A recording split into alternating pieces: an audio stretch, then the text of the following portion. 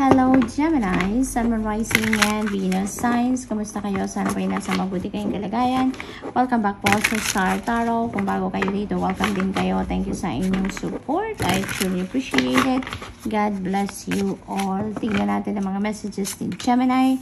Paunang mensahe po ninyo ay the Emperor energy in the reverse. Ayan. So, maaring ang iba sa inyo dito sutil ngayon. Maaring may kasutilan ngayon si Gemini. Maaring you are stubborn sa ngayon. Maaring hindi ka sumusunod ngayon sa kung ano yung sinasabi sa'yo, kung ano yung napapag-usapan siguro. Let's say, for example, sa trabaho. Parang merong resistance, kumbaga, ang iba sa inyo sa ngayon. So, instead of following rules or instead of going with the flow, parang kontra kayo sa ngayon. No? Parang ganon. So, we have Knight of Pentacles in the reverse. Ayan. So, stubbornness talaga. No? Parang mainitin ngayon ang ulo ni Gemini. Posibleng ganon. Posible din kasi na parang siguro hindi ninyo nagugustuhan ang takbo ng kalakaran ngayon. Kung sa trabaho man yan, posibleng may hindi kayo nagugustuhan sa patakaran, sa palakad, sa rules. Maaaring ganon ang ganap dito. Kaya, you're becoming impatient, you're becoming tamad-tamaran, stubborn sa ngayon because nga hindi kayo nag-agree siguro sa kung ano ang mga nangyayari. There could be changes kasi, 'di ba? Na siguro hindi ine-explain ng maayos. There could be adjustments sa oras siguro ng trabaho, sa scope ng trabaho, 'di ba? Maaring ang ganap dito, dinadagdagan siguro ang trabaho ninyo, pero hindi naman dinadagdagan ang sweldo ninyo. So, posibleng gano'n ang ganap. Kaya medyo hindi ninyo nagugustuhan ngayon ang kalakaran, kaya nagiging parang ang reaction ninyo dito, stubborn kayo, nagsusutil-sutilan kayo, yung tatamad-tamaran kayo, because nga, diba? Baka overwhelming na ang datingan ng trabaho, pero pagdating sa sweldo, hindi naman kayo nadagdagan, hindi ba? So, pwedeng gano'n ang sitwasyon dyan. We have 5 of Swords. Ayan. So, there could be talaga conflicts dito. May mga conflicts siguro dito kasi maaari din na meron kayo ditong pagtatanong na ginagawa, bakit gano'n ang kalakaran, bakit gano'n ang ginagawa ngayon sa trabaho ninyo, gano'n ang proseso, 'di ba? So, posibleng may hindi kayo dito pagkakaintindihan with another person. Siguro yung nagtatanong kayo sa boss ninyo or nagtatanong kayo sa employer ninyo, posibleng gano'n. Kaya medyo may hindi kayo pagkakaintindihan with whoever that is nakausap ninyo dito. So, maaaring gano'n ang ganap. May init ng ulo din dito na nangyayari kasi posible din na hindi rin explain ng maayos ang kausap ninyo, kaya mas lalo kayong naiinis. We have Hermit energy. Ayan. So, this is Virgo energy. Posibleng may Virgo placement kayo sa inyong chart or posible din na merong Virgo kayo that you are dealing with at this time. So, si Hermit energy naman, this is about solitude. This is about reflection, and this is what you really need right now para kumalma kayo. Kasi dito sa mga sitwasyon na to, parang hindi maganda ang pakiramdam ninyo dito. Parang rebellious ang datingan ninyo ngayon. Parang mainit ang ulo, 'di ba? Parang naiigsian ang pasensya ninyo dito dahil siguro nga sa mga nangyayari. Kaya kailangan ninyo dito na mapag-isa muna. Okay? Step back muna kayo from what is causing you stress. And mag-reflect kayo. Reflect on the things that are happening. Reflect on what you did. How did you react sa mga kaganapang ito. And so that you can contemplate as well what you need to do next. And also, maybe kaya kailangan din ninyo na mag-solitude kayo, mag-spend time alone kayo because there could be divine guidance na na pinapahatid sa inyo ang divine universe that you need to access, that you need to hear, that you need to listen to, nang sa gayon magabayan kayo kung ano na yung susunod ninyong gagawin regarding this situation sa buhay ninyo. Okay? So, good luck, Gemini, and that's all I have for you for today. Thank you for watching Love and Light. Namaste. Hello Libra, Sun, Moon, Rising, and Venus signs. Kumusta kayo? Sana pa nasa mabuti kayong kalagayan. Welcome back po sa Star Tarot. Kung bago kayo dito, welcome din kayo. Thank you sa inyong support. I truly appreciate it. God bless you all. Una mensahe ni Libra ay the Lover's Energy. Ayan. So, this is really beautiful pagdating sa love and romantic relationship, lalo-lalo na. And also sa ibang relationship din, like relationship ng pakikipagkaibigan, maaaring ganon. For others of you, if you are already on an established relationship dito, there could be, mas magiging maganda ang inyong relationship with your person. Mas harmonious, mas loving, mas passionate kayo with each other. For others of you, there could be usaping pag-aasawa, pagpapakasal, pagsisimula ng pamilya. Maaring gano'n na ang pinag-uusapan ng iba sa inyo dito na nasa established relationship na. If you are single naman, this is also really beautiful pagdating naman sa mga singles. And if you are looking for love or looking for a new person na pwede ninyo or potential ninyo maging jowa, maaaring ito na yon ang pagkakataon ninyo na ma-meet nyo na yan kung sino man yan. Kaya this is really a beautiful energy then, because there could be meeting of soulmates, there could be meeting of twin flame din ninyo at this time. So, good luck to that, Libra. Your next message is the world energy. Really beautiful.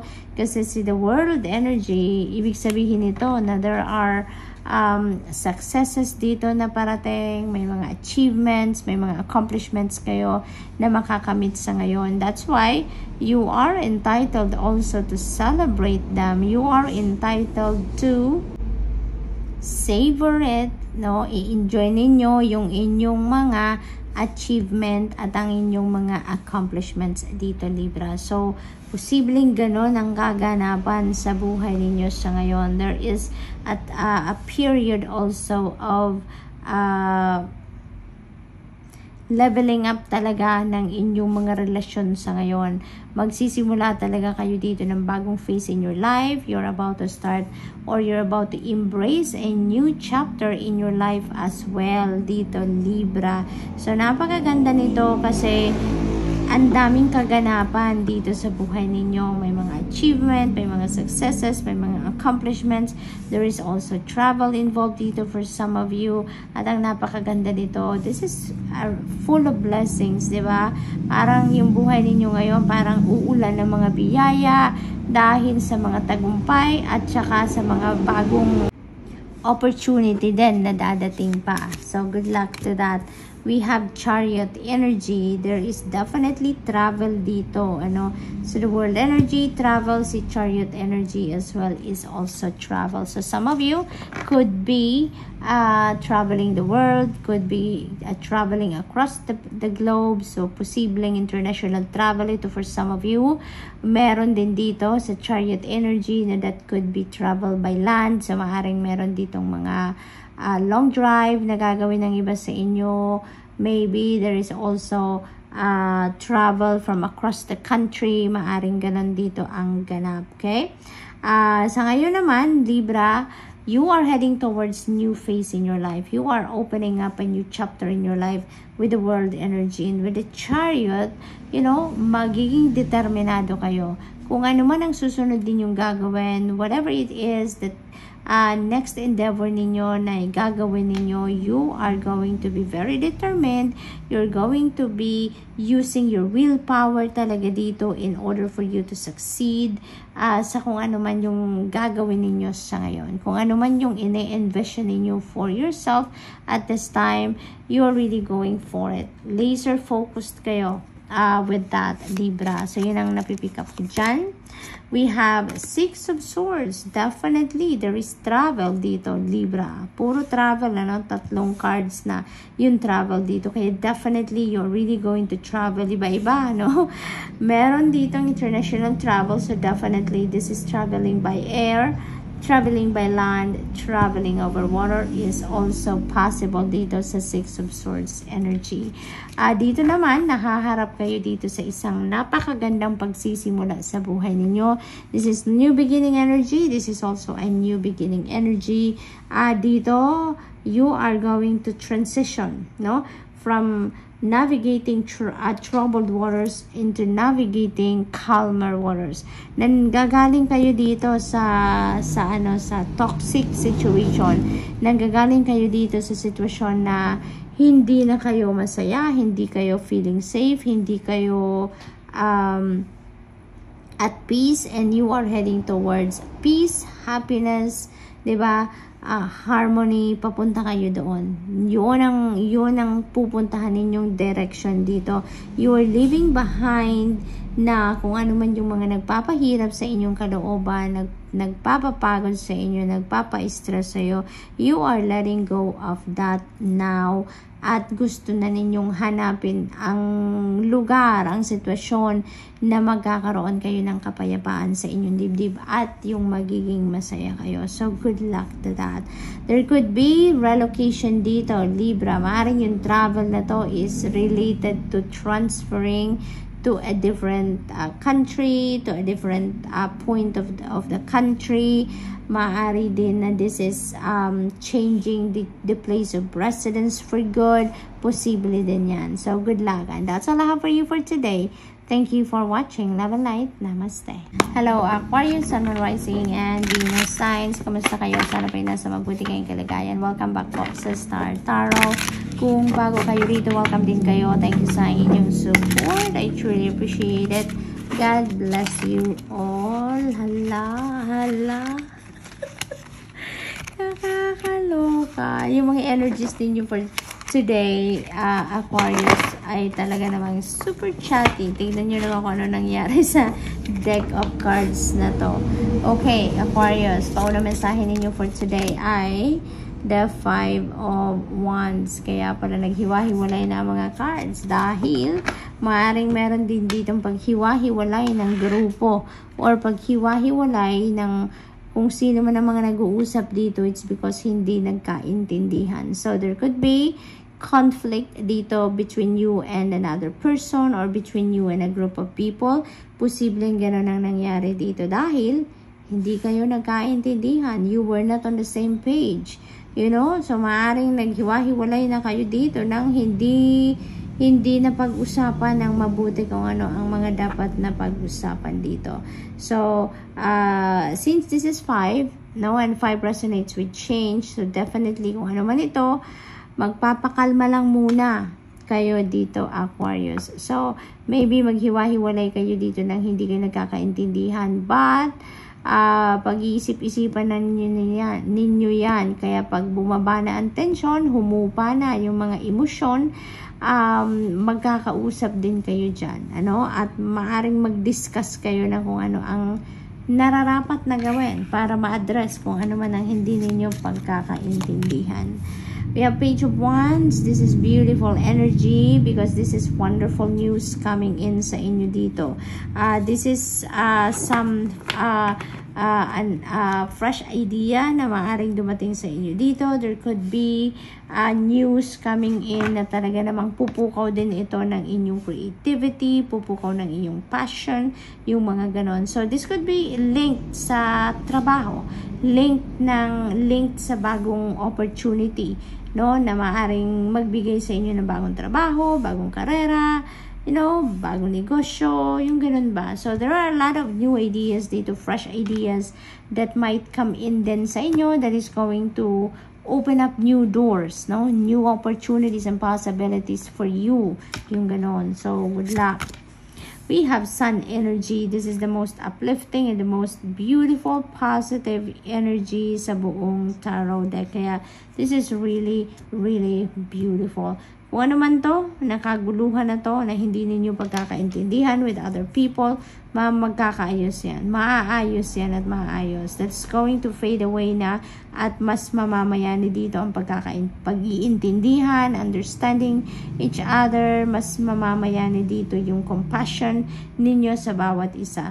Dahil si Sun energy, this is going to bring forth happiness, joy, success. This is going to bring forth harmony within the family or within a group, yung ganon. So this is going to bring forth positive changes in your circumstances, Aquarius, at magiging maayos ang lahat. Okay? Kung may mga problema man, mahahanapan nyo na yan ng solusyon. If there are challenges, you will find easily how can you get around that challenging situation. So, magiging maayos dito ang lahat. Okay? So, be optimistic. Be optimistic about your situation kung yan ay medyo mahirap, medyo mabigat, because the Sun energy is going to cut through the darkness in your life. At magiging maayos na yan sa ngayon. Magsisimula na ang pagbabago towards positive changes sa buhay ninyo. So, we have 3 of Cups. There are a lot of celebrations coming up dito for you, Aquarius.